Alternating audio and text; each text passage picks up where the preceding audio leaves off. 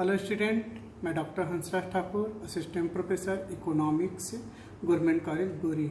आज मैं BA first year के थर्ड यूनिट, जिसके अंतर्गत एकाधिकार का मूल्य निर्धारण, कीमत फर्म का संतुलन, तो इसमें हमने अभी तक एकाधिकार और कीमत भेद पढ़ा। कीमत भेद के अंतर्गत एक और आता है टॉपिक आता है राशिपातन, डंपिंग। तो डंपिंग को समझने से पहले हम इस चार टेबल के द्वारा समझ सकते हैं डंपिंग किस प्रकार से होता है, ये देख लेते हैं। विश्व में हमेशा डंपिंग के मामले में चाइना सबसे अधिक है। तो चाइना जहां पर वस्तु का उत्पादन करते हैं, यदि वो 2000 वस्तु का उत्पादन कर रहे हैं तो उसकी उत्पादन लागत जैसे 16,000, तो प्रति उसकी वस्तु का मूल्य है 8 रुपये। ये मूल्य उससे निर्धारित किया है। तो वो डंपिंग किस प्रकार से करते हैं उसको देखते हैं। ये चाइना है और ये इंडिया। तो वहाँ वो 100 हजार मात्रा मात्रा बेचेगा, यानी हजार मात्रा अपने देश में भी बेचेगा, चाइना में 1000, और जहाँ डंपिंग करे इंडिया में, भारत में डंपिंग करे वहाँ भी 1000 वस्तु बेचेगा। और अपने देश में 15 रुपये मूल्य निर्धारित करेगा, और जहाँ पर वो विदेशों में डंपिंग कर रहा है वहाँ पर वो 8 रुपये मूल्य निर्धारित करेगा। तो इस प्रकार से उसका कुल मूल्य, उसको प्रॉफिट यहाँ होगा, ये 15,000 हो जाएगा और ये 8,000। तो उनको टोटल 23,000 उसको बेनिफिट हो गया। यानी लागत कितना था? 16,000। और वो अपने देश में ऊंची मूल्य इस कारण से बेचता है कि वह अपने देश में उत्पादक करता है, एक ही विक्रेता होता है, इस कारण से अपने देश में ऊंची की कीमत बेचता है। और विदेशों में क्या है, प्रतियोगिता करनी पड़ती है, वो अतिरिक्त वस्तु का उत्पादन जो है उसको खपाता है, तो उसे कम कीमत पर बेचते हैं। इस प्रकार से डंपिंग करते हैं। डंपिंग को इसे दूसरे शब्दों में भी कह सकते हैं पाटना वास्तव में ये कि कीमत भेद कहलाता है। एकाधिकारी अपनी वस्तु को क्या करते हैं, स्वदेशी बाजार में ऊंची कीमत बेचते हैं और विदेशी बाजार में कम कीमत बेचकर अपनी वस्तु को खपा देते हैं, डंप कर देते हैं। इसको डंपिंग कहा जाता है। इसके बाद देखते हैं राशिपातन का उद्देश्य। किस उद्देश्य से राशिपातन किया जाता है? तो राशिपातन सबसे पहले कहता है सरप्लस प्रोडक्शन क्यों किया जाता है? कभी कभी एकाधिकारी क्या होती है, वो मांग के प्रति पूर्ण अनुमान नहीं लगा पाता, जिसके कारण से वह अधिक उत्पादन कर लेता है और उस अतिरिक्त उत्पादन को क्या है, विदेशी व्यापार में बेचकर वह राशिपातन करता है। दूसरा इसके उद्देश्य है टू कैप्चर फॉरेन मार्केट, यानी विदेशी बाजार पर अधिकार करना, आधिपत्य स्थापित करना। तो प्राय यहाँ देखने को मिलता है कि एकाधिकारी अपनी वस्तु विदेशी बाजार में नीची कीमत पर बेचता है, ताकि वहाँ वो प्रतियोगियों को बाजार से बाहर करके अपना अधिकार जमा सके। वह हानि उठाकर भी वह माल बेचते रहते हैं। उसको यह आशा होता है कि जैसे जैसे प्रतियोगी इस बाजार से समाप्त हो जाएगा, तो हो जाने के कारण से जैसे समाप्त हो जाएगा उसके बाद उस बाजार में वह ऊंची कीमत पर भी अपना कीमत वसूल कर सकता है।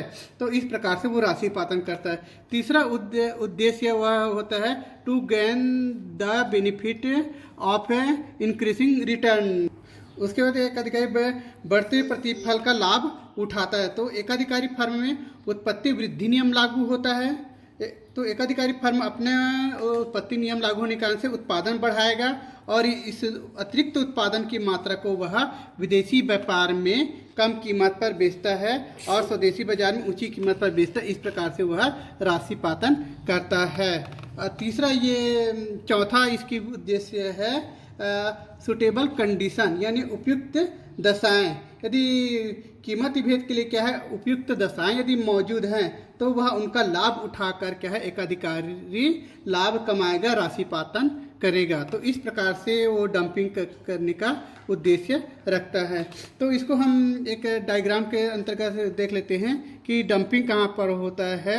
कीमत भेद का कहाँ पर पाया जाता है, इसको देख लेते हैं। राशिपातन में मूल्य निर्धारण, किस प्रकार से एकाधिकारी मूल्य का निर्धारण करते हैं। तो एकाधिकारी का मुख्य उद्देश्य क्या होता है? एकाधिकारी का मुख्य उद्देश्य अधिकतम लाभ कमाना होता है और वह अपनी राशिपातन के अंतर्गत विदेशी व्यापार में वस्तु खपाकर वह वस्तु बेचते हैं। तो यहाँ पर जो है MRH ARH ये है, यह जो है स्वदेशी बाजार का आगम और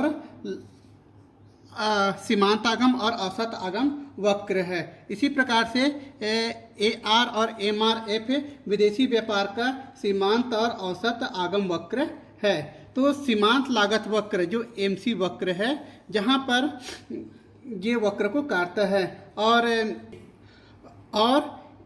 MRH और ARH यह जो है रक्षित यानी रेखा के समान है। रक्षित रेखा ये गिरती है, प्रोटेक्शन है अपने देश में, प्रोटेक्शन के कैसे, तो ये वक्र बाएं से दाएं नीचे की ओर गिरती हुई दिखाया गया है। तो इसके विपरीत जो है यह स्वदेशी बाजार का जो AR वक्र है, यह एक पड़ी हुई रेखा हॉरिजॉन्टल स्ट्रेच लाइन में दिखाया गया है।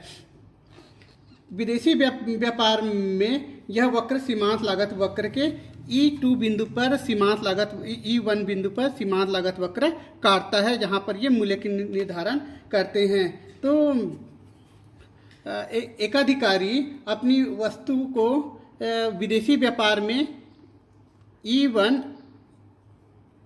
N1 बिंदु कीमत निर्धारित करते हैं और वस्तु का मात्रा N1 वह विदेशी व्यापार में बेचते हैं, और अपने देश में PN अपने स्वदेशी कीमत निर्धारित करता है, और इस पर वह मात्रा जो है ON मात्रा वह बेचता है।